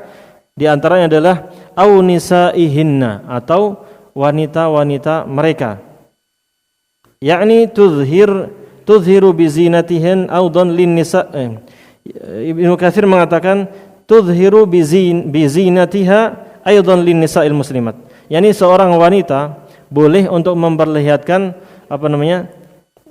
perhiasannya kepada sesama wanita muslimah.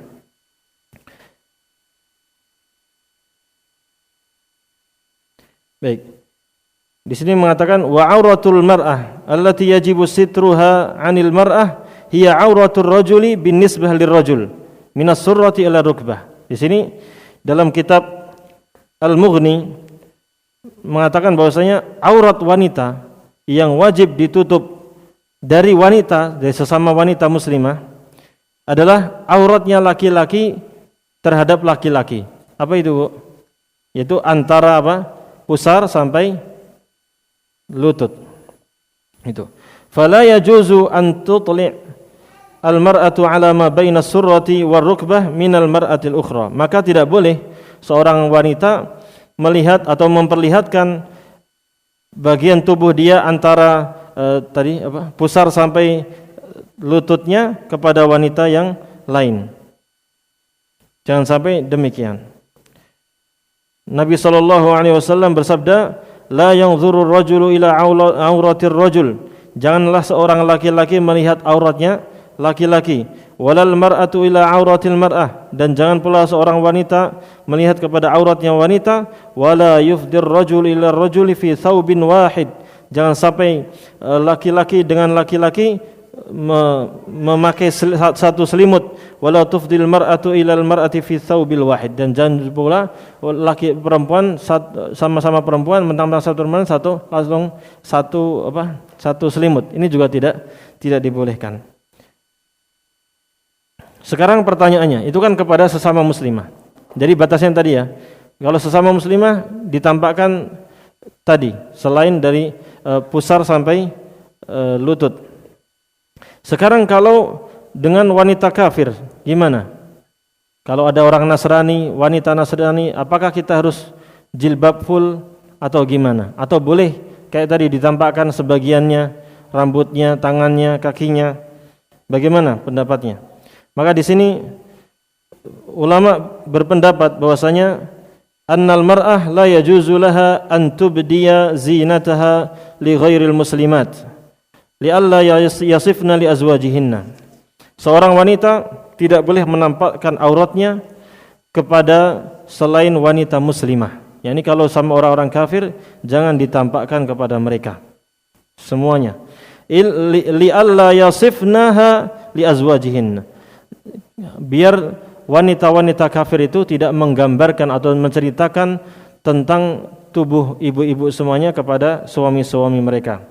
Karena Allah Subhanahu wa taala ketika berfirman au nisaihinna, ketika Allah berfirman jangan tampakkan aurat kalian kecuali kepada ini. Kemudian disebutkan au nisaihinna, atau wanita-wanita mereka. Yang dimaksud wanita di sini hanyalah wanita-wanita muslimah, orang Islam saja. Adapun orang-orang musyrikin, orang-orang ahli zimmah, orang-orang kafir, maka tidak masuk dalam ayat ini sehingga tidak boleh ditampakkan kepada mereka. Ini pendapat sebagian ulama. Meskipun ada sebagian ulama yang berpendapat bahwasanya tidak ada bedanya antara wanita muslimah dengan wanita ahli zimmah, orang-orang kafir Yahudi dan Nasrani. Tidak ada bedanya.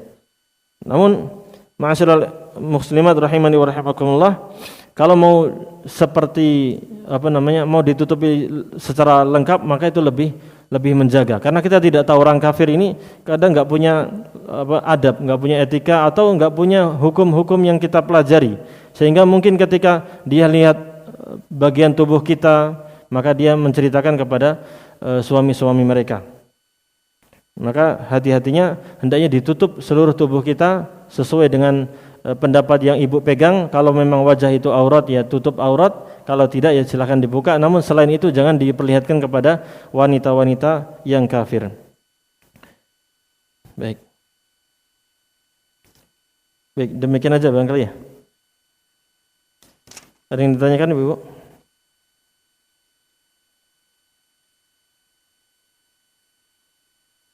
Adapun kalau ini ada dua lagi. Nunggu Isya ya, sampai Isya enggak apa ya? Sampai Isya, sampai apa? Asar. Sampai asar ya. Kalau misalnya kepada anak-anak kecil, di ayat disebutkan awit tiflil ladzina lam yadhharu ala auratin nisa, atau kepada anak-anak yang mereka belum terlalu memahami tentang aurat-aurat wanita. Yani ketika melihat aurat wanita mereka tidak ada perasaan apa-apa karena masih kecil. Ibnu Katsir mengatakan li sigharihim la yafhamuna ahwalal nisa wa auratihinna min kalamihinna ar-rahim. Ini boleh bagi seorang wanita untuk menampakkan sebagian auratnya kepada siapa? Anak-anak kecil, karena mereka belum memahami tentang aurat-aurat wanita. Fa idza kana tiflu saghiran la yafhamu dzalika fala ba'sa bidukhulihi 'ala nisa. Apabila anak ini kecil, dan dia tidak paham tentang hal-hal tersebut, hal-hal yang berkaitan dengan aurat ataupun tentang syahwat, ya, maka enggak masalah kalau dia bergabung dengan wanita-wanita yang ada, kemudian nampak sebagian aurat mereka. Namun perlu diperhatikan, fa amma in kana murahiqan aw qariban minhu bihaitsu ya'rifu dzalika wa yadrihi wa yufarriqu baina syauha'i wal hasna fala yumakkanu min ad-dukhuli 'ala nisa. Namun kalau anak kecil ini ternyata sudah mulai ada pikiran-pikiran yang menjurus kepada syahwat. Dia sudah mulai tahu mana yang cantik, mana yang tidak. Apalagi anak-anak sekarang yang mungkin tontonannya sudah sinetron dan lain sebagainya, dia tahu pacaran dan lain sebagainya, maka bagi yang seperti ini tidak perlu ditampakkan kepada mereka. Artinya enggak usah diperlihatkan aurat Anda kepada mereka. Kemudian yang selanjutnya, pakaian wanita di hadapan suaminya. Maka ini sepakat Bu ya, enggak usah dibahas deh.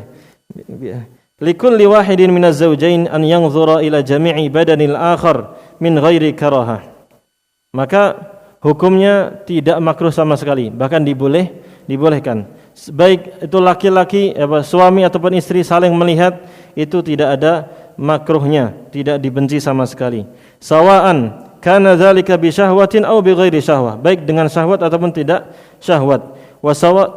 Wasawa'an fi dzalika al-farju wa ghairihi. Sama saja apakah itu melihat seluruh tubuhnya termasuk kemaluannya atau yang lainnya. Wa hadza qaulu jumhuril ulama, dan ini perkataan mayoritas ulama. Di antara dalilnya adalah firman Allah Ta'ala dalam surat Al-Mu'minun dan juga surat Al-Ma'arij, sama ayatnya. Walladzina hum li furujihim hafizun, dan orang-orang yang beriman itu mereka senantiasa menjaga kemaluan mereka. Jadi kemaluannya dijaga, di antaranya dijaga agar tidak dilihat. Illa ala azwajihim, kecuali kepada suami atau istri-istri mereka, aw ma malakat aymanuhum fa innahum ghairu malumin, atau kepada budak-budak mereka. Kalau hal itu dilakukan maka itu tidak tercela. Yani dari ayat ini menunjukkan bahwasanya melihat suami istri saling melihat seluruh tubuhnya maka tidak masalah. Dan juga Aisyah radhiyallahu taala anha pernah mandi bersama Nabi Muhammad sallallahu alaihi wasallam dari satu wadah.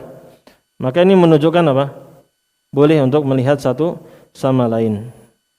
Dan juga hadis yang kita sebutkan tadi, Nabi Muhammad sallallahu alaihi wasallam bersabda, "Ihfaz 'aurataka illa min zaujika aw ma malakat yaminuk." Jagalah auratmu kecuali kepada istrimu atau budakmu. Maka intinya boleh bagi suami atau istri untuk saling memandang antara mereka berdua.